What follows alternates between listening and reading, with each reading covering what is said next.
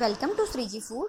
આજે હું તમને પાણીપુરી માટેનું ચણા બટાકાના જે અલગ અલગ સ્ટફિંગ હોય છે રેડ ગ્રીન કલરના, એ ઘરે કેવી રીતે પ્રિપેર કરવા એ હું તમને શીખવાડવાની છું. અને આ સ્ટફિંગ બનાવવા માટે જે પાણીપુરીવાળા રેડ અને ગ્રીન પેસ્ટ યુઝ કરતા હોય છે એને કેવી રીતે બનાવવી એ તો મેં ચેનલ ઉપર બતાવ્યું જ છે. અને જો એ વિડીયો તમે ના જોયો હોય તો મેં ડિસ્ક્રિપ્શન બોક્સમાં એની લિંક પણ આપી છે, તો તમે એ પેસ્ટનો વિડીયો ત્યાંથી જોઈ શકો છો. તો આજે આપણે એ જ પેસ્ટ અને પાણીપુરીનો મસાલો યુઝ કરીને આપણે એ સ્ટફિંગ કેવી રીતે પ્રિપેર કરવા એ જોઈશું. તો સૌથી પહેલાં આપણે ગ્રીન સ્ટફિંગ બનાવીએ. આપણને જોઈશે બાફેલા બટાકા, બાફેલા ચણા, મીઠું, પાણીપુરી મસાલો, ગ્રીન પેસ્ટ, સમારેલી કોથમીર, સંચળ અને ગરમ મસાલો. ગ્રીન પેસ્ટ અને પાણીપુરીનો મસાલો એ બંને મેં શીખવાડ્યું છે અને ડિસ્ક્રિપ્શન બોક્સમાં લિંક પણ આપી છે. હવે બાઉલમાં થોડા બાફેલા બટાકા લઈ લઈએ અને થોડા ચણા. મેં અરાઉન્ડ અત્યારે 1 કપ જેટલા બટાકા લીધા છે. હવે એમાં ગ્રીન પેસ્ટ એડ કરીએ. તમારે જેટલું તીખું જોઈતું હોય એ પ્રમાણે એડ કરી શકો. થોડું સંચળ, ગરમ મસાલો, પાણીપુરી મસાલો, થોડું મીઠું. હવે આને મિક્સ કરી લઈએ. થોડી કોથમીર એડ કરીએ. મીઠું થોડુંક જ એડ કરવાનું, કેમ કે પાણીપુરી મસાલામાં પણ મીઠું હોય અને સંચળ એડ કર્યું છે એટલે મીઠું એકદમ થોડુંક જ એડ કરવાનું. હવે આ રેડી છે. હવે આપણે રેડ સ્ટફિંગ બનાવીએ. એના માટે જોઈશે બાફેલા બટાકા, બાફેલા ચણા, રેડ પેસ્ટ, પાણીપુરી મસાલો, મીઠું, સમારેલી કોથમીર, સંચળ અને ગરમ મસાલો. તો એ જ રીતે આપણે સૌથી પહેલાં ચણા અને બટાકા લઈ લઈશું.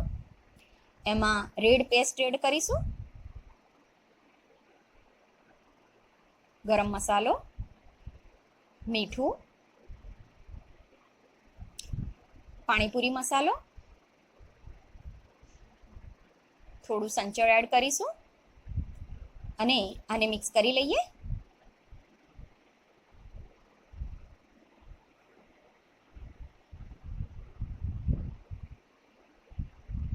હવે આમાં થોડી સમારેલી કોથમીર એડ કરીશું. ફરીથી મિક્સ કરી લઈએ. તો હવે રેડ સ્ટફિંગ પણ રેડી છે.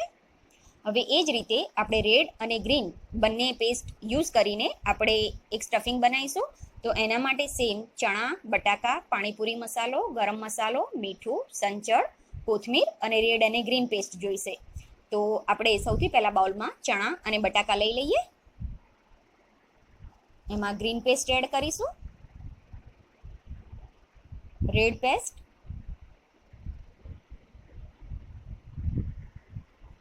સંચળ, ગરમ મસાલો, મીઠું, પાણીપુરી મસાલો. આ બધાને મિક્સ કરી લઈએ. થોડું મિક્સ થાય એટલે આપણે સમારેલી કોથમીર એડ કરીશું. ફરીથી એને મિક્સ કરી લઈએ. તો હવે આ સ્ટફિંગ પણ રેડી છે. તો હવે આપણા રેડ અને ગ્રીનનું કોમ્બિનેશન કરેલું એક સ્ટફિંગ, એમ ત્રણેય સ્ટફિંગ રેડી છે. જે રીતે આપણે લાલ મરચું યુઝ કરીએ અને વાટેલા લીલા મરચાં યુઝ કરીએ એમાં જેમ ટેસ્ટમાં ફેર પડે છે, એમ આ સ્ટફિંગના ટેસ્ટમાં પણ ફેર પડી જાય છે. તો તમને જે પણ ટેસ્ટ પસંદ હોય એ પ્રમાણેનું સ્ટફિંગ તમે ઘરે પ્રિપેર કરી શકો છો.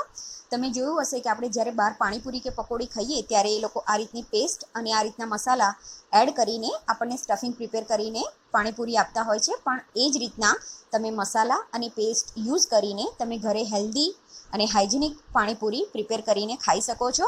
તો ઘરની પાણીપુરી ખાવી વધારે સારી.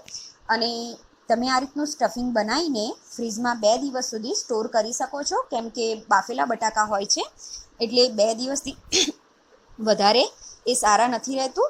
અને જો તમે બાફેલા ચણાને અલગથી સ્ટોર કરવા માગતા હો તો બાફેલા ચણાને એરટાઇટ ડબ્બામાં ભરીને 4 દિવસ સુધી એને સ્ટોર કરી શકાય છે. એટલે જ્યારે પણ તમારે સ્ટફિંગ બનાવવું હોય તો જસ્ટ બટાકા જ બાફવાના રહે છે અને ચણા તમારી જોડે પ્રિપેર હોય તો તમે ફટાફટ એનું સ્ટફિંગ પ્રિપેર કરી શકો છો.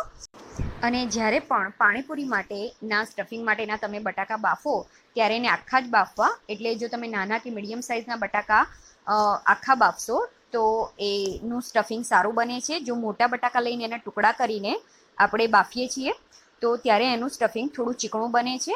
એટલે ઓલવેઝ મીડિયમ સાઇઝના બટાકા લઈ અને એને આખા જ બાફવા અને એને બાફતી વખતે થોડું મીઠું એડ કરી દેવાનું, જેથી બટાકા સરસ બફાશે અને એનું સ્ટફિંગ પણ છૂટું બનશે, જે ટેસ્ટમાં ખૂબ જ સરસ લાગે છે. આઈ હોપ તમને મારો આજનો વિડીયો પસંદ આવ્યો હશે. આવા જ બીજા વિડીયો શીખવા મારી ચેનલને સબસ્ક્રાઈબ કરવાનું ના ભૂલશો.